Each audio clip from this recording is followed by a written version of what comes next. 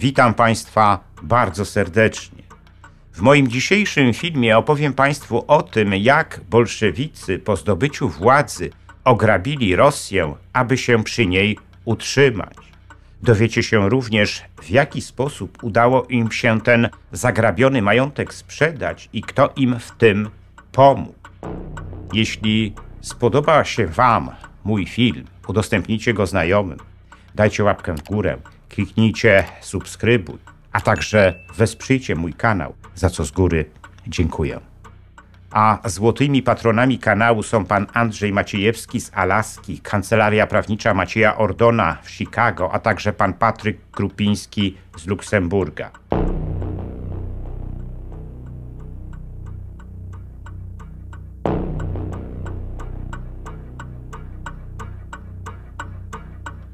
W wyniku rewolucji październikowej, do jakiej doszło w Rosji w listopadzie 1917 roku, bolszewicy przejęli władzę. Nie było jeszcze wtedy jasne, czy zdołają ją rzeczywiście utrzymać. Ich pozycja była wtedy jeszcze bardzo słaba. Musieli zmagać się nie tylko z wojskami białych generałów, ale też tłumić strajki i bunty, do jakich dochodziło wówczas w całym kraju.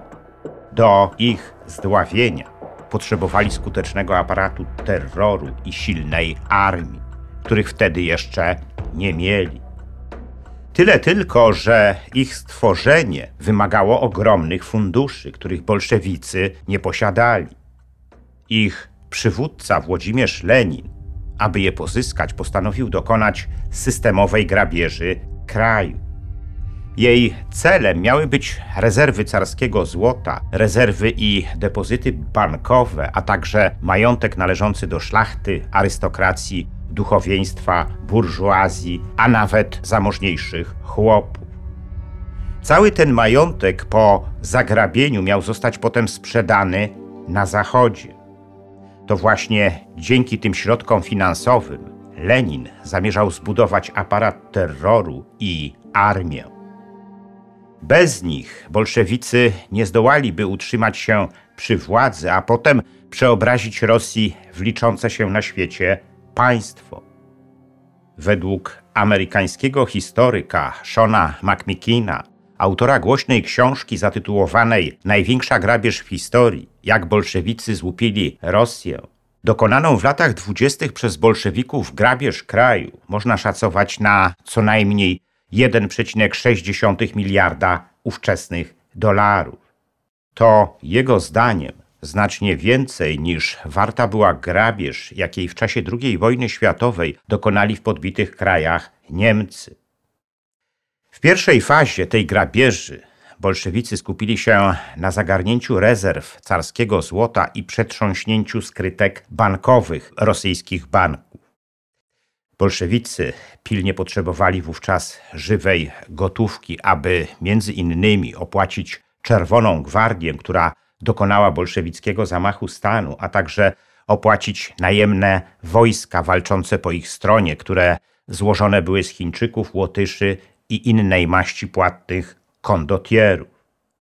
Do zrealizowania tego zadania wydelegowano Wiaczesława Miężyńskiego, Polaka z pochodzenia, który na czele batalionu marynarzy dokonał rabunku 100 milionów rubli z kasy Banku Państwowego Rosji. Ale potem Miężyńskiemu nie szło już tak dobrze. Dyrektorzy banków zorganizowali ochronę zbrojną swoich placówek, która uniemożliwiła Miężyńskiemu kontynuowanie tej grabieży. Rosyjskie banki zorganizowały również strajki przeciwko takiej polityce, ale na niewiele się one zdały. Bolszewickie władze dokonały niebawem nacjonalizacji banków i przejęły depozyty bankowe w całej Rosji. W ten sposób bolszewicy zagarnęli około 500 milionów rubli. Kolejnym ich krokiem było przejęcie wszystkich rosyjskich rezerw złota, które w 1915 roku należały do największych na świecie i wynosiły prawie 1200 ton. Wprawdzie w czasie I wojny światowej te zasoby zostały uszczuplone o 250 ton, ale i tak pozostawały największe na świecie. W wyniku tej akcji w ręce bolszewików wpadło prawie 285 ton złota, jakie znajdowały się w Kazaniu. W kolejnych tygodniach tej operacji w ich posiadaniu było już 380 ton złota. Po podpisaniu pokoju brzeskiego 110 ton tego złota bolszewicy musieli przekazać Niemcom w ramach uzgodnionych z Niemcami reparacji wojennych. Ale i tak zdobyte przez nich złoto było ogromnym łupem. Tyle tylko, że trudno było je sprzedać. Sztabki złota sygnowane carską puncą bolszewicy próbowali sprzedać na zachodzie, ale były tam rekwirowane w poczet rosyjskiego długu wojennego, zaciągniętego jeszcze przez carskie władze, którego bolszewicy nie zamierzali wcale spłacać. A to sprawiło, że musieli poszukać innego sposobu, aby pozyskać potrzebne im środki finansowe. I wtedy postanowili stworzyć machinę, która zajmie się rabunkiem drogocennych dzieł sztuki, klejnotów i innych dóbr kultury, które znajdowały się w posiadaniu carskiej rodziny, rosyjskiej arystokracji, burżuazji i rosyjskiej cerkwi. Cała ta operacja miała przebiegać w myśl sformułowanej przez Lenina zasady grab zagrabione. Wódz rewolucji październikowej traktował bowiem tę własność jako własność, która została wcześniej zagrabiona rosyjskiemu ludowi i dlatego właśnie uznał, że należy ją odebrać. Najcenniejszym jej kąskiem był oczywiście skarb rodziny Romanowych. Odpowiedzialny za jej rozstrzelanie Jakow Jurowski w jednym ze swoich raportów meldował, że zabezpieczył 8 kg diamentów i innych kosztowności, które potem wycenione zostały na prawie 600 000 ówczesnych rubli. Tyle tylko, że ten skarb również trudno było sprzedać za granicą, ponieważ nikt nie chciał go kupić. Ekipy Miężyńskiego dokonujące grabieży systematycznie jednak powiększały zasób zrabowanych kosztowności. Tyle tylko, że ich rynkowa wartość również stale spadała. Było tak dlatego, że grabieżcy, chcąc się również sami wzbogacić, kradli z tego zasobu, co się dało, zalewając czarny rynek olbrzymią ilością drogocennych przedmiotów. Siłą rzeczy ich cena również musiała spadać. Na przełomie 1918 i 1919 roku do grabieży przystąpiła Komisja Ochrony i Rejestracji Dzieł Sztuki i Zabytków. Główną rolę w niej odgrywali pisarz Maksym Gorki i inżynier Leonid Krasin. Jej ludzie przetrząsali mieszkania, domy, księgarnie, poszukując drogocennych przedmiotów. W ten właśnie sposób wspomniana komisja przejęła kolekcję antyków o wartości prawie 18 milionów dolarów.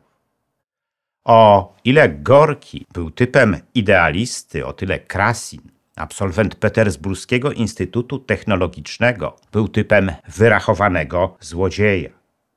To on został później mózgiem operacji spieniężenia tego zrabowanego majątku za granicą.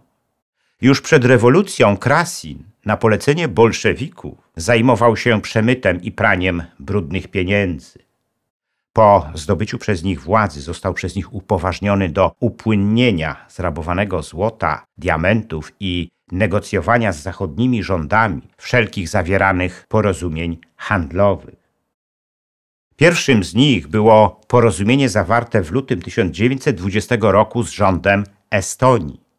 To porozumienie gwarantowało bolszewikom nieograniczony dostęp do estońskich portów, dzięki którym cały ten zrabowany majątek mógł zostać wyekspediowany za granicę. Aby sprawnie go wysyłać za granicę i tam upłynniać, powołano Państwowy Skład Kosztowności, zwany potocznie Gochranem. Na jego czele stanął komisarz do spraw finansów Nikołaj Krestiński. To właśnie do tego składu sprowadzono zrabowane w całej Rosji kosztowności, aby je następnie przygotować do wysyłki za granicę. Łączna wartość tych kosztowności w grudniu 1920 roku sięgnęła prawie 900 milionów rubli. Wraz z utworzeniem Gochranu bolszewicy zintensyfikowali operację okradania skrytek bankowych. Aby ją szybko dokończyć, powołano nawet do tego zadania specjalną komisję sejfową, która była zespołem złożonym z wykwalifikowanych włamywaczy, których nadzorowała Czeka. Dzięki tej komisji sejfowej zapasy diamentów w Gochranie błyskawicznie rosły. Ostatnim etapem bolszewickiej grabieży było przyjęcie majątku rosyjskiej cerkwi, który już w styczniu 1918 roku został znacjonalizowany. Ten majątek stanowiło prawie 930 000 hektarów ziemi, 75 000 cerkwi, 1100 monasterów, 57 seminariów i tysiące szkół różnego typu. Do tego wszystkiego dochodziły jeszcze prowadzone przez rosyjską cerkiew szpitale, sierocińce, gospodarstwa rolne i fabryki. Wszystko zaczęło się od zmasowanego rabowania drogocennego wyposażenia rosyjskich cerkwi. Ta operacja okazała się jednak dla bolszewików sporym rozczarowaniem. W jej trakcie zrabowano jedynie około 500 kg złota i 500 kg srebra, których wartość wynosiła wtedy jakieś 10 milionów dolarów, a więc znacznie mniej niż wcześniej to zakładano. Nieco lepiej wyglądała sprawa ze zrabowanymi w cerkwiach kamieniami szlachetnymi. Te ostatnie wyrywane były z szat liturgicznych, ikon i ksiąg liturgicznych, co najczęściej wiązało się ze zniszczeniem ich artystycznych walorów. Ogólna wartość całego zrabowanego przez bolszewików dziedzictwa narodowego Rosji wynosiła 1,6 miliarda dolarów.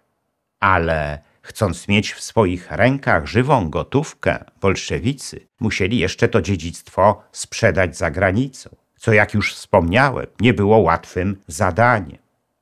Głównie dlatego, że Zachód początkowo dystansował się od bolszewickiej Rosji, postrzegając ją jako państwo bandyckie. Bolszewicy jednak i tę barierę pokonali, wykorzystując do tego zachłanność Zachodu. Jako pierwsi zaczęli z nimi handlować Niemcy.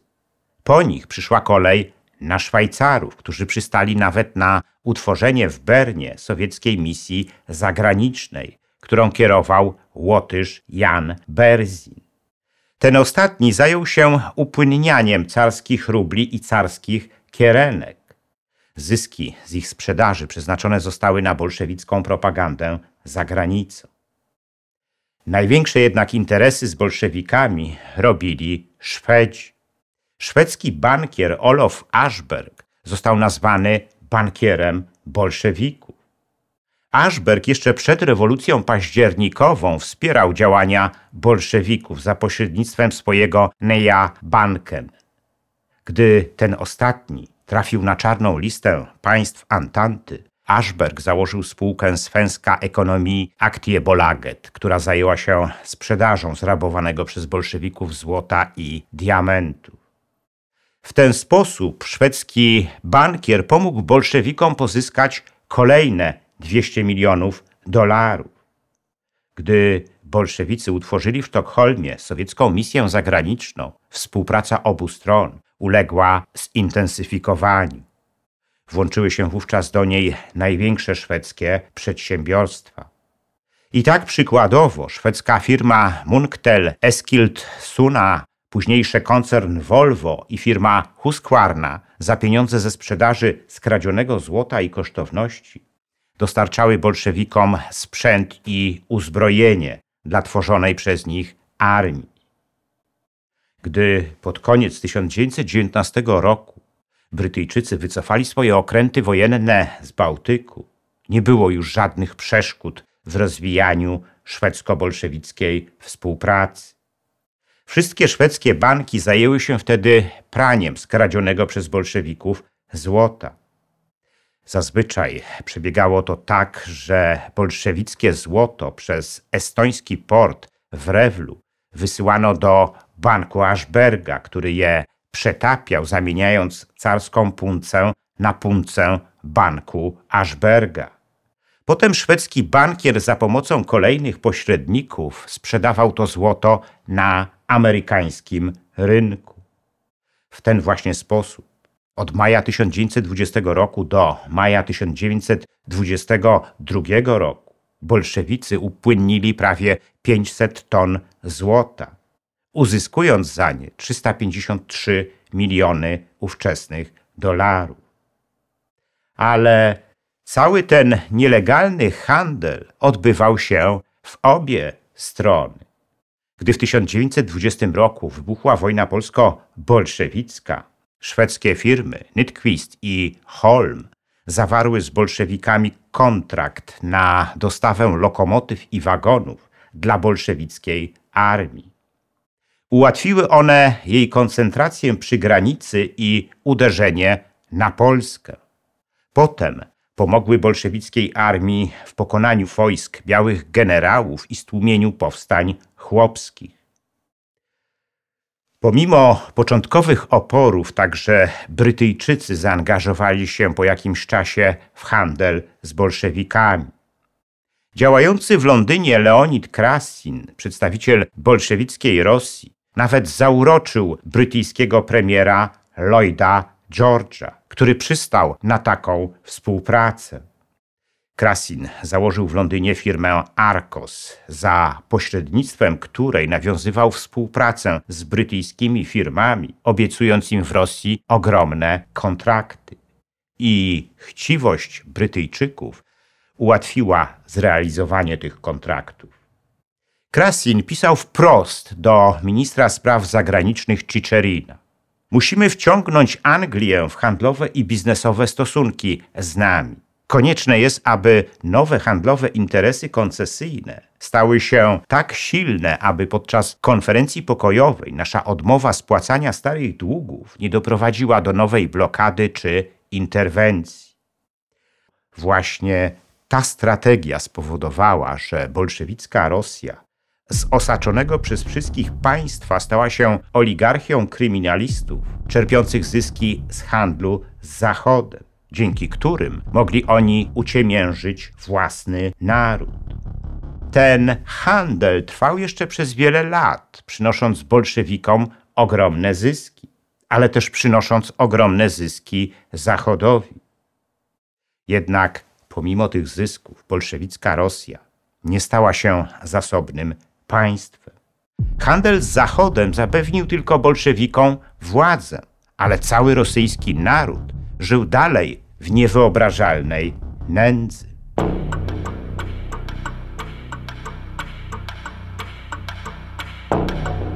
Dziękuję za liczne komentarze moich filmów i wpłaty. W sposób szczególny chciałbym podziękować złotym patronom, którymi są pan Andrzej Maciejewski z Alaski, Kancelaria Prawnicza Macieja Ordona w Chicago i pan Patryk Krupiński z Luksemburga, a także srebrnym patronom, wśród których są panowie Dariusz Kwoka, Dariusz Wietrzykowski, Arkadiusz Strykowski, Bartosz Filip Cichy, Antoni Łosieczka oraz Kongres Polonii Kanadyjskiej z okręgu Toronto, Stowarzyszenie Nasza Polonia z Australii i firma informatyczna Sagitum S.A. Dziękuję również pozostałym patronom, gdyż każda kwota wsparcia jest dla mnie ważna. Zachęcam wszystkich do wspierania mojego kanału, co pozwoli na jego dalszy rozwój. Teraz można to zrobić nie tylko przez Patronite. Szczególnie dla patronów zagranicznych przydatne są możliwości bezpośredniego wsparcia na YouTubie w formie jednorazowej wpłaty klikając podziękuj, a także cyklicznych wpłat klikając wesprzyj na dole ekranu. Wpłat można też dokonywać przez PayPal oraz bezpośrednio na moje konto bankowe, którego numer widzicie teraz na ekranie. Więcej informacji na temat wspierania kanału na różne sposoby znajdziecie w opisie pod filmem.